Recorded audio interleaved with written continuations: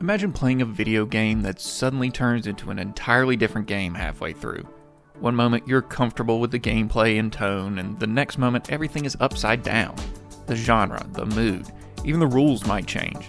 Some games pull off this kind of wild mid-playthrough transformation, flipping the script on players in spectacular fashion. So let's look at some video games that drastically changed gameplay, tone, and genre mid-playthrough. From cheerful dating sims that descend into horror to action games that unexpectedly sprout real-time strategy mechanics, these titles keep players on their toes. But before we get into it, a friendly spoiler warning. I'm going to discuss these games and it means revealing their big mid-game twists. So if you haven't experienced them, consider this your heads up that surprises lie ahead. And for everyone that has seen these, let's look into these genre-bending adventures with open mind and a sense of humor, because things are about to get weirdly interesting.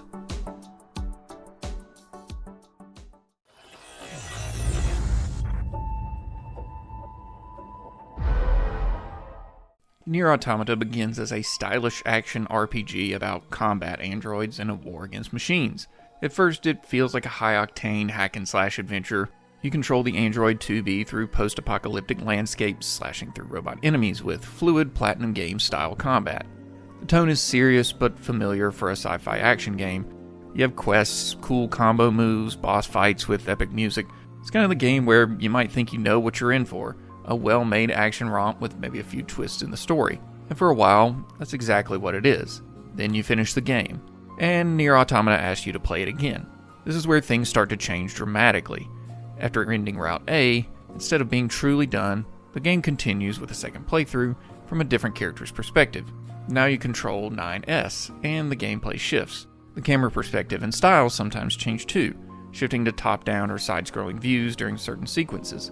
What began as a straightforward third-person action game now throws in segments of other genres. You can be doing melee combat, next thing you're doing a shoot-'em-up, and then at one point you're doing a text adventure segment.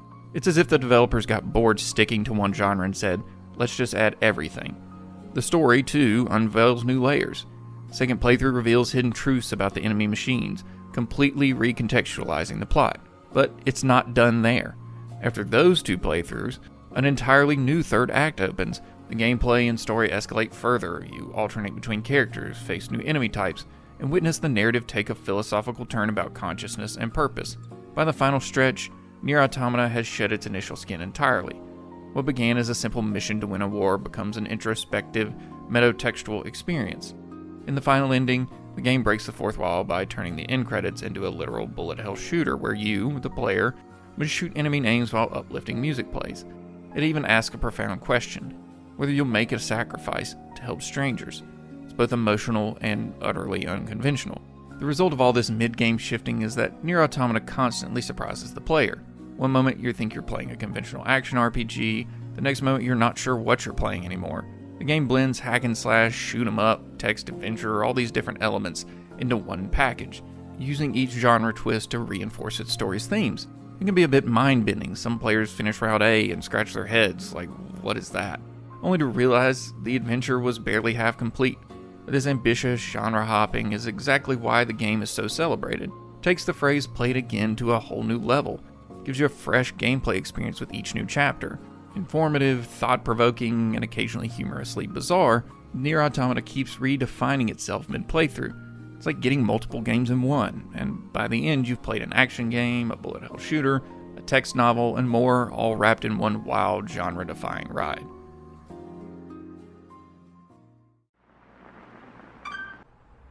Okay, time to figure out what's on this thing. At first, Inscryption masquerades as a creepy, clever card game with escape room elements. You start the game trapped in a dark cabin, facing a mysterious, shadowy figure across a table who wants to play a card game with you. The vibe is roguelike deck builder meets horror. The gameplay initially is all about the card battles. You draw creature cards like squirrels and wolves, and sacrifice weaker cards to play stronger ones, trying to beat the game master.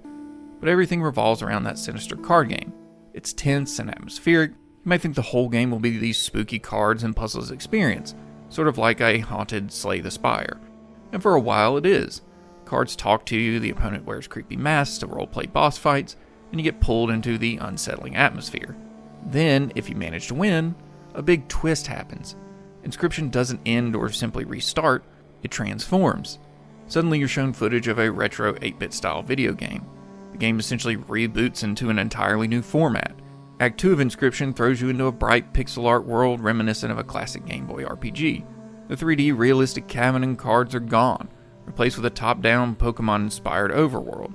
The same characters now appear as 8-bit sprites playing different roles, and the game rules have expanded. Now you have 4 different decks based on 4 scribes, each with their own mechanics. It feels like you've stepped into a sequel of the game, or as if Inscryption changed genres to mimic an old card battler. The tone is also lighter and more adventurous, at least on the surface. It's a dramatic shift. Many players at this point are probably like, wait, what just happened to the game I was playing? Creepy horror atmosphere gives way to something that looks almost cute, yet there's an underlying weirdness that keeps you uneasy. Just when you adapt to this retro adventure, Inscryption pulls the rug out again. Without spoiling every detail, let's just say that Act 3 changes the game once again. Setting jumps to a futuristic computerized world dominated by the robotic scribe. Now the graphics are sort of 3D Tron-like, and the card game has a tech theme. It's as if you booted up yet another completely different game, within the same game. By this point, Inscryption has gone from a hard deck builder to an 8-bit RPG to a sci-fi strategy game, and if that's not enough, it layers a meta story on top involving found footage, live-action videos of a vlogger uncovering the secrets of a mysterious floppy disk. Yes, it's extremely meta. You, the player, are essentially playing a cursed game within a game, and the narrative bounces between those layers. What makes Inscryption's mid-game shifts so memorable is how completely it blindsides you. It's not advertised as a game that will change genres. You go in expecting a single type of experience and end up getting 3 or 4 in one. The rules of the game evolve with each act, forcing the player to learn new strategies on the fly. This could have been a hot mess, but Inscryption ties it all together with a mysterious storyline that slowly reveals while all this is happening. Keeps you hooked, thinking, alright, what else can this game possibly become?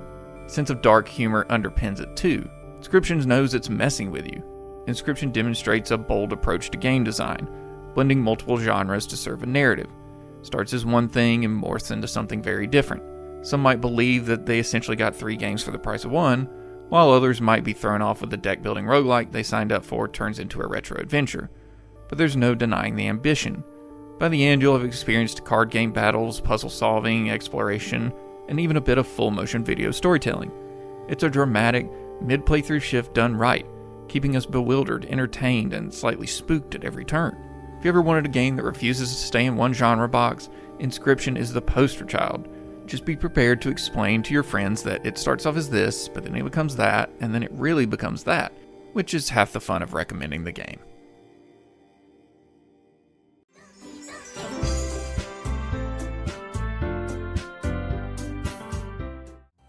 At the outset, Doki Doki Literature Club is all sunshine and smiles. It presents itself as a typical lighthearted dating sim set in a high school. The premise is classic. You're a student who reluctantly joins the school's literature club, which happens to be filled with 4 cute anime girls, and they each embody certain tropes. The cheerful childhood friend, the shy bookworm, the feisty baker, and the perfect club president. The art is bright and adorable, all pink hearts and cupcakes. You spend your early playtime writing cutesy poems, choosing which girl to share them with, and reading lots of flirty, innocent dialogue. Everything from the music to the interface screams harmless romantic comedy. In fact, if you didn't know any better, you'd think this game was just a by-the-numbers visual novel about making one of the girls your girlfriend. It initially appears to be exactly that. Then, in a move that has become infamous, Doki Doki Literature Club flips the genre on its head. After an hour or two of building up relationships and sugary atmosphere, the tone makes a hard swerve into darkness. One of the girls, Sayori, your cheerful best friend character, is revealed to be suffering from severe depression. This is foreshadowed a bit, but the game still feels generally upbeat, till it's suddenly not. In a shocking scene, Sayori's mental health spirals and she dies by suicide, completely catching the player off guard. The game doesn't politely handle this off-screen either. It confronts you with a disturbing visual and the abrupt end of that happy music. It feels like the floor just drops out from under you. But here's where things get really wild. The game glitches out as if something has broken. Moments later, it restarts on its own. That cheerful title screen you remember? It's subtly wrong. Sayori, the girl who died, is missing from the title image as if she never existed. Your save file is gone. The game continues, but now strange, unsettling things happen in what used to be a normal story. From this midpoint onward, Doki Doki Literature Club reveals its true colors as a metafictional psychological horror game. The narrative effectively reboots without Sayori, and as you play through what seems like a second run, the remaining characters start behaving oddly. Text might garble or display unsettling messages. The artwork occasionally warps into creepy distortions. Characters' eyes might disappear for a split second, or the game might abruptly flash a terrifying photo before resuming the cute art style. The writing gets increasingly unsettling and self-aware. For example, another club member, Yuri, who was a shy, harmless girl in the first act, becomes unnervingly obsessive and unstable in the second act, culminating in a gruesome scene that literally traps you in it. The tone is now intentionally disturbing. This is no dating sim, it's a horror game wearing a cute mask. As the game continues to unravel, it becomes clear that Monica, the club president, has become self-aware. She knows she's in a game, and she's been manipulating events to have you, the player, all to herself. This leads to the final act where Monica deletes the other characters entirely, and you end up in a surreal one-on-one conversation with her in a blank void of a classroom. The only way to break out of this nightmare is to do something completely outside the normal gameplay. You have to go into the game's files on your computer and manually delete Monica's character file. Talk about breaking the fourth wall. Doki Doki Literature Club breaks it, shatters it, and dances on the rubble. What started as a parody of a dating sim ends as a full-blown meta-horror experience, with a game directly addressing the player and messing with your expectations. The transformation of Doki Doki Literature Club mid-playthrough is a dramatic change in both genre and tone. It's not a gradual tonal shift, it's a trapdoor that plunges you from light into darkness. One minute you're serenaded by chirpy anime theme songs, later you're hearing unsettling static and distorted screams. The innocent romance dialogue gives way to discussions of mental illness, violence, and existential crisis. Many players have reported being genuinely shocked or even deeply unnerved, especially if they went in unaware of the twist. The game itself actually had to come with content warnings because of how drastically it subverts its cute facade. Yet the brilliance of this shift is how effective it is. By luring players in with a false sense of security, all the tropes of a fluffy dating sim, the shock of the horror elements is amplified tenfold. People would tell their friends, "You have to try this game, but I can't tell you why," knowing full well the unsuspecting players would be in for a mind-blowing surprise. In terms of game design, it's a masterclass in subverting player expectations. In terms of humor and tone, the game itself maintains a sly, dark humor, even as it goes to a very dark place. For the player, the experience ranges from giggly enjoyment to jaw-dropping horror. It's both light and deadly serious, split neatly by that mid-game turning point. By the end, you're left a bit stunned, perhaps even a little heartbroken. Doki Doki Literature Club proves that even the most saccharine setups can hide a dagger behind their back. It invites you in with promises of a fun, harmless time, and then scares the living crap out of you. In hindsight, the game's title itself is a playful misdirection. Doki Doki is a Japanese onomatopoeia for a heartbeat. By the end, it might as well describe your pounding heart from sheer fright. Okay. You sure you're ready for this? Because what I hold in my hand is not just gonna blow your mind. It's gonna blow your soul. If you dare. Brutal Legend lured players in with its very specific promise, a heavy metal action adventure starring Jack Black with lots of rocking out and butt kicking. The game's first few hours deliver exactly that. You play as Eddie Riggs, a roadie who gets transported to a fantasy world inspired by a heavy metal album art. It's a bizarre and awesome setting. Mountains made of amplifiers, seas of chrome, and every heavy metal cliche brought to life. The gameplay early on is what you'd expect from an action title. He wields an axe and a guitar to fight demons. You drive a hot rod around an open world, completing quests, slaying baddies, and rocking to your soundtrack of Iron Maiden and Motorhead. The tone is over-the-top comedic, as you'd expect from Tim Schafer's Double Fine studio, equal parts badass and goofy. And if you watch the trailers or play the opening, you'd think Brutal Legend is mainly a third-person hack-and-slash adventure with some open-world exploration. And it is. But he starts gathering allies to fight the evil demonic overlord, the gameplay shifts towards real-time strategy elements. It doesn't happen all at once, but by the midpoint you find yourself in full-blown battles that play nothing like the early game. The game introduces stage battles, which are essentially strategic war battles set to music. So here's how it works. You still control Eddie on the ground, so you can still do the hacking and slashing, but you also have a stage that acts as your base. From this stage, you can recruit units, for example headbangers, or base player support units. To recruit units, you have to capture fan geysers by setting up merchandise booths. Yes, the resource in this world is heavy metal fans' energy, which is both hilarious and a pretty clever parody of RTS resource gathering. While managing all this, you can also take to the sky to get an overhead view and direct your troops. Suddenly you're not just mashing attack buttons yourself, you're ordering squads of units to attack, defend, or follow. It's a huge change in gameplay, essentially a new genre emerging inside the game. For players who didn't know this was coming, the first major stage battle can be a what the heck moment. One mission you're doing a story-driven solo boss fight, and the next you're asked to manage an army and protect a stage from waves of enemies. Brutal Legend does try to tutorialize it, but it's still jarring. The entire pacing and tone of gameplay changes. Now you have to think like a strategist, not just a hero. Positioning your headbangers, telling your ranged units when to attack, upgrading your stage for stronger troops. These are classic RTS mechanics, not something typically seen in a console action game. Ultimately, as the campaign continues, nearly every big confrontation is an RTS-style stage battle. By the endgame, you're essentially playing a hybrid of a hack and slash and a strategy war game. The fusion is unique. You're in the battle personality and commanding it from above. In theory, it's like being the general and a foot soldier at the same time. The mid-game genre switch in Brutal Legend has a mixed reception among players. Many were drawn in by the action-adventure marketing, felt blindsided when the game became something different. Some loved it, appreciating the matchup of genres and how it fit the theme of leading a rock army. Others felt a bit like they were tricked into playing an RTS, a genre they might not enjoy. It's a fiercely divisive decision choice. Players who were enjoying the simple hack and slash suddenly had to deal with strategy mechanics they probably weren't interested in. On the other hand, a subset of players thought that the second half was where the game truly came alive. It's a classic case of a mid-game shift that splits the audience. From a tonal perspective, Brutal Legend remains consistently metal and tongue-in-cheek throughout. Even the RTS battles are full of loud music and pyrotechnics on your stage. Jack Black's quips as Eddie and the overall humor persist. This was uncommon on consoles, so it stands out as a bold experiment.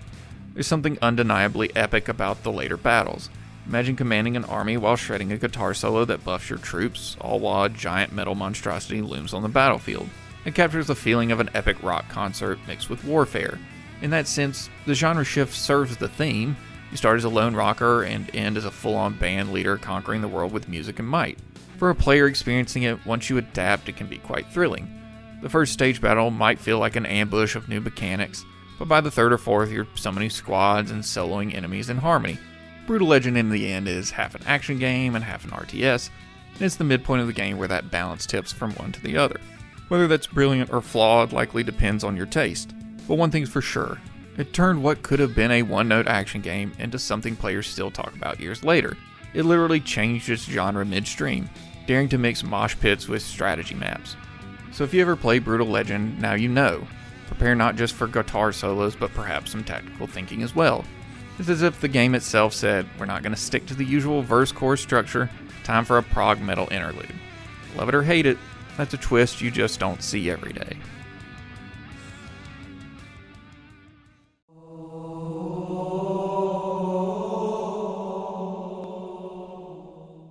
In 2001, Halo Combat Evolved landed players in an epic sci-fi war. As Master Chief, a super soldier in powered armor, you start the game fighting the Covenant, a collective of alien races, on a mysterious ring world called Halo. The first half of the game is all about that classic Space Marine action. Firefights in wide open valley areas, tactical battles against elites and grunts, and controlling vehicles like the Warthog Jeep. And it's all scored to that heroic orchestral music pumping you up. The tone is very much alien shoot 'em up with a military sci-fi vibe. Think of movies like Aliens or Starship Troopers. Intense battles, but you feel like the ultimate badass, not a helpless prey. Halo introduces you to this beautiful ring world with bright skies and swaying grass, and even though there's mystery around, your objectives are straightforward military ones. By around mid-game, you're feeling confident. You've taken out plenty of Covenant, you've survived some tough skirmishes, and you might be thinking the game, while fun, is somewhat predictable in its tone. And then the flood happens. About halfway through the campaign, Halo suddenly shifts from a war story to a horror story. Master Chief stumbles upon the aftermath of some battle where something has gone terribly wrong. In the famous level, you wander through eerie, silent corridors of an underground facility. Covenant you were pursuing are found dead, and you retrieve a helmet recording that shows to your horror squirmy parasite creatures attacking and mutating soldiers into monstrosities. This is the introduction of the Flood, an ancient parasite that turns its hosts into horrifying zombie-like forms. The moment they appear, the entire tone of the game changes, taking its cues from horror games and films that are more bombastic in action. The environment becomes dark and claustrophobic. Your usual battle music is replaced with unsettling silence and distant scuttling noises. Then the Flood bursts onto the scene, swarming you in a way the game has never done before. Instead of carefully taking cover and trading shots with intelligent aliens, you're suddenly backpedaling furiously, firing at grotesque mutants that charge straight at you. Even as smaller Flood infection forms jump at your face, it's panic-inducing the first time around. It was incredibly impactful. Halo goes from a balanced FPS where you often have the upper hand, to a quasi-survival horror experience where you feel outnumbered and on the defensive. What was a straightforward fight for victory becomes a fight for survival. The Covenant enemies, those elites and grunts, suddenly take a back seat as they're also getting obliterated by the Flood. Now you have two problems, your old foes and this terrifying new one. The narrative stakes ramp up as well. You learn Halo isn't just a ring world, but a weapon to contain the Flood, and things are spiraling out of control. The tone stays ominous for several levels. Notably, the level called The Library is basically a full-on horror gauntlet. You slog through dark halls with endless Flood ambushes, eerie lighting, and a genuine feeling of dread. What's fascinating is that Halo doesn't change its core gameplay controls. You're still playing a first-person shooter, but the experience feels completely different. Early Halo is about tactical combat and bright outdoor arenas. Mid to late Halo feels more like a survival shooter. Players often recall their first run-in with the Flood as one of the most memorable gaming moments because it was so unexpected. A game that felt like a straightforward action movie suddenly dipped into horror territory. It's the equivalent of a summer blockbuster that halfway through turns into a scene from The Exorcist. And it worked. It made the Halo storyline far more engaging and the world more dangerous and intriguing. This genre and tone shift was scary, but exhilarating. One minute you're the hunter, the next minute you're the hunted. Halo's AI and encounter design even changed to accommodate the horror vibe. The Flood come at you in mindless waves, which is a stark contrast to the tactical duck and cover of the Covenant. So you have to adapt your playstyle on the fly. The shotgun you picked up, it becomes your best friend in tight corridors against Flood combat forms. Your heart rate goes up as your ammo count goes down. You start feeling real concern about what's around the next corner. This was new for Halo players at the time. FPS games had done horror, but Halo tricked you by not starting that way. It earned the shock by first presenting itself as something else for a good chunk of the game. After those initial, purer horror levels, Halo blends the two styles for the rest of the campaign. You'll have battles where Covenant and Flood are fighting each other and you're caught in the middle, a chaotic mix of action and horror elements. The climax and final escape brings back the action movie feel, but you never forget that lurking horror of the Flood still exists. In later sequels, Bungie leaned into making the Flood sequences even more horror-like because they show how effective it was in Combat Evolved. Halo pulled a mid-game tone switch that is now legendary, from sci-fi shooter to spine-chilling survival. It didn't change the game entirely, but it dramatically changed the feel. It's a testament to how changing the tone and enemy design can make a game feel like a different genre without altering the fundamental mechanics. Many Halo players recall nervously roaming those Flood-infested corridors with as much intensity as they remember any grand battle on the beach against the Covenant. Master Chief went from soldier to something like a horror protagonist for a while, and the player's emotions follow suit.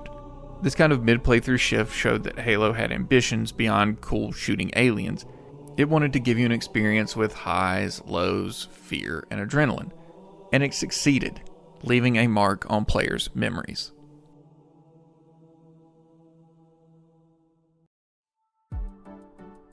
So as we've seen, video games are quite capable of pulling off wild mid-playthrough transformations. Each of these titles starts by establishing one type of experience, only to pivot into something completely different later on. This kind of design is a high-risk, high-reward gamble. On one hand, it can create some of the most memorable and mind-blowing moments in gaming, ensuring players never forget the time that cute dating sim went full horror, or that action game suddenly asked me to command an army. On the other hand, such drastic switches can be jarring or even polarizing. It's unsurprising that these genre flips often prove fiercely divisive. Some players feel like they're having fun and get yanked into a new game. Others absolutely love the surprise, appreciate the fresh gameplay or narrative. What's consistent is that these mid-game shifts get people talking. They turn a game into more than just a single genre experience. They become almost a journey through multiple games in one, Whether it's for humor, horror, or just to subvert expectations, the developers took a leap of faith that shaking up the formula would enhance the overall experience. In many cases, it does. The shock of Doki Doki's horror makes its commentary on visual novels far more impactful. The genre blending in Nier Automata reinforces its themes of perspective and repetition. The Flood's arrival in Halo raised the stakes of the story dramatically, etching a remember when moment in every Halo fan's mind. These examples highlight the creativity and boldness in game design. It's not easy to execute a mid-game genre change. You risk alienating your audience. But when it works, it can elevate a game from good to legendary. These titles also show a range of techniques from pulling off the switch. Some drop subtle hints early to seed the idea that something's not right, while others like Halo keep their cards hidden until the big reveal, maximizing the surprise. Whether these mid-game changes make you laugh, scream, or simply say, hey, that's pretty cool, they succeed in making the player's journeys anything but predictable. It's a reminder that video games, as an interactive medium, have a unique power. They can play with the player. They can leverage your expectations, lull you into a routine, then turn the whole thing upside down, making you as a player feel the same shock or revelation that a character might feel in the story. It's an advanced magic trick in game design, and we're the willing participants. So the next time you start up a game that seems straightforward, keep an open mind. That JRPG might secretly be planning a shoot-'em-up sequence in the middle. That puzzle game might break the fourth wall at the end. And that's the fun of it. As players, we live for those surprises and genre-bending adventures that defy convention. Love them or hate them, games that dramatically change mid-playthrough prove that creativity in this medium is alive and well. And sometimes, the best way to keep players on the edge of their seat is to pull the rug out from under them when they least expect it. After all, why would you settle for a game genre that you could have 2 or 3 of in one? In the world of gaming, the most unforgettable experiences often come from those wild left turns. Don't forget to let me know down below if you remember any of these gaming twists and how did they affect you. Thanks as always for watching these videos, I really appreciate it.